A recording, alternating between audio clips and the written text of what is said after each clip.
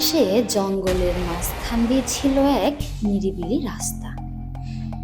দিনের বেলায় সাধারণ মানুষ সেই রাস্তা দিয়ে চলাফেরা করলেও সন্ধ্যার পরে সেই রাস্তা দিয়ে চলাফেরা করার মতো সাহস বলতে গেলে কারোরই ছিল না। তবুও যেহেতু পথ চলার সেই একটাই রাস্তা, তারপরেও মানুষ কোনো কোনো সময় বাধ্য হয়ে আতঙ্কের সঙ্গে সেই রাস্তা দিয়ে চলত। সবাই বলতো সেই জঙ্গলে নাকি 2 থেকে 3টা ভূত বা প্রেতনি কিংবা কঙ্কালকে দেখা যেত। মানুষ তাদের ভয়ে দিনের বেলা ছাড়া রাত্রে কখনো তার আশেপাশেও যেত না। হঠাৎ করে একদিন এক লোক সেই রাস্তা দিয়ে হাঁটতে থাকে। তার ভয়ে গা হাত পা ভারী হয়ে আসে। এমন সময় সেই লোকটি শুনতে পায় দূরে কোথাও একটা অদ্ভুত কণ্ঠের শব্দ ভেসে আসতে। সেই লোকটি যখন ডানে বামে ফিরে তাকায় আর বলতে থাকে, এটা তো কোনো মানুষের গলার আওয়াজ না। আর এই সন্ধ্যার সময় এই জঙ্গলে মানুষই বা কোথায় থেকে আসলো? দেখি তো একটু কারা কথা বলে।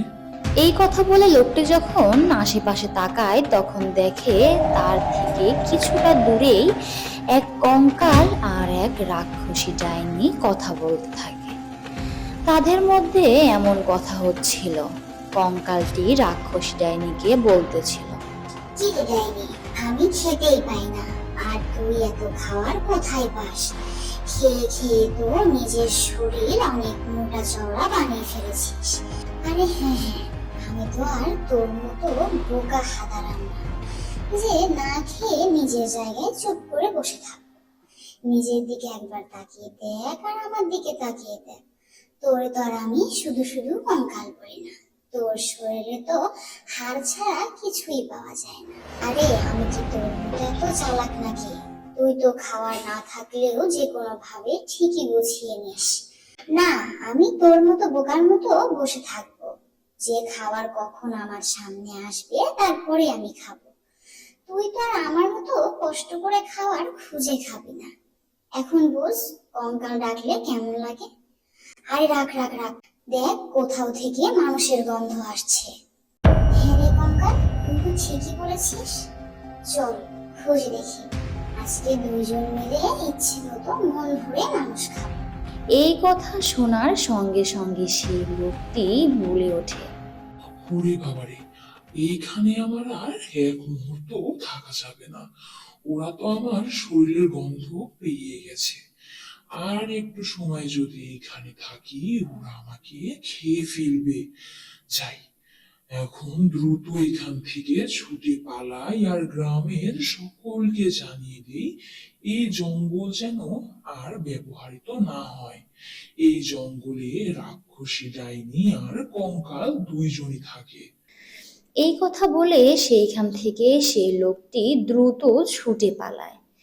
কিছু সময় পরে রাক্ষসী ডাইনি আর কঙ্কাল মানুষ খুঁজে না পেয়ে বলতে থাকে, নিশ্চিত ওই মানুষটি আমাদেরকে আগে থেকেই দেখে ফেলেছে, সেই জন্য পালিয়ে গেছে। সব তোর দোষ কঙ্কাল। তুই জোরে কথা না বললে আমরা ওই মানুষটিকে আজকে ধরে খেতে পারতাম। এই নিয়ে তাদের দুইজনের মধ্যে বেশ ঝামেলা শুরু হয়ে যায়। পরের দিন সকালে সেই লোকটি আতঙ্কের সঙ্গে গ্রামের প্রত্যেকটা মানুষকে ধরে ধরে বলতে থাকে, এই তোমরা শোনো, তোমরা ভুলেও কেউ এই জঙ্গলের পথ দিয়ে হাঁটাবে না। তোমরা ভুলেও কেউ এই জঙ্গলের পথ দিয়ে চলাফেরা করবে না। জানো, আমি কালকে সন্ধ্যায় যাওয়ার সময় সেই জঙ্গলের মাঝখানে এক কঙ্কাল আর রাক্ষসী ডাইনিকে কথা বলতে দেখেছি। এমনকি তারা আমার শরীরের গন্ধ পেয়ে আমাকে খাওয়ার জন্য খুঁজতেও থাকে। আমি কোনো মতে প্রাণ বাঁচিয়ে সেখান থেকে দৌড়ে ফিরে আসি। এই কথা শোনার পরে গ্রামের বেশ কিছু মানুষ তাকে নিয়ে হাসাহাসি করতে থাকে আর কিছু উচ্ছৃঙ্খল লোক বলতে থাকে, তুই পাগল হয়ে গেছিস, পাগলা গারদে যা।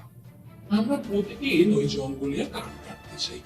ওই আমাদের চোখে তো কোনো সময় কোনো রাক্ষসী ডাইনি বা কোনো কঙ্কাল চোখে পড়েনি। এই সবাই চল তো, দেখে আসি কোথায় সেই রাক্ষসী ডাইনি আর কোথায় সেই কঙ্কাল। আর সঙ্গে এই মক্কেলটাকেও নিয়ে চল।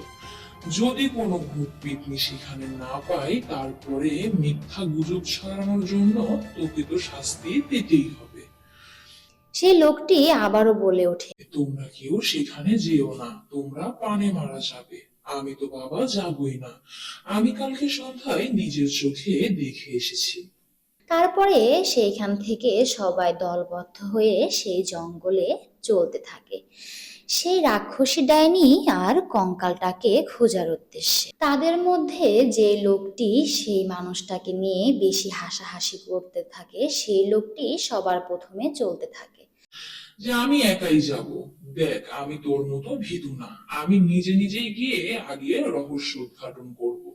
তোমরা ভীতুর দল, তোমরা পরে আস্তে আস্তে আসতে থাকো, আর হ্যাঁ, ওকে সঙ্গে করে নিয়ে এসো। এই কথা বলে সেই লোকটি একা একাই দ্রুতকমে জঙ্গলের দিকে চলতে থাকে। পেছনে সবাই মিলে যখন তার পিছু পিছু চলতে থাকে, হঠাৎ করে দেখে সেই লোকটি উধাও। সবাই একটু অবাক হয়ে বলতে থাকে, কি ব্যাপার, তাকে তো আমরা কিছু সময় আগে এখানেই দেখলাম, হঠাৎ করে কোথায় চলে গেল? তখনই সেই লোকটি বলে ওঠে, আমি তোমাদের বলেছিলাম না এই জঙ্গলে একা কেউ এসো না। এই জঙ্গলে একা আসলে মারা পড়ে যাবে। আমার কথা তোমরা না শুনে আমাকে পাগল বলে সঙ্গে ধরে নিয়ে আসলে। নিজেরা তো মারা যাবে, আমাকে সঙ্গে নিয়েই মারা যাবে। তারপরেও গ্রামের লোক বলে ওঠে, এই তুই তোর পাগলের মতন বকবকানি থামা, সবাই চলো আমরা খুঁজে দেখি সে কোথায় গেল। এমন সময় হঠাৎ করে দূরে তাদের চোখ যায়। যেই লোকটি প্রথমে এসেছিল সেই রাক্ষসী ডাইনি আর কঙ্কাল দুইজন মিলে তাকে ছিঁড়ে খাচ্ছিল। এইটা দেখার পরে গ্রামের সবাই ভয়ে আতঙ্কে সেইখান থেকে চিৎকার করে ছুটে পালায়।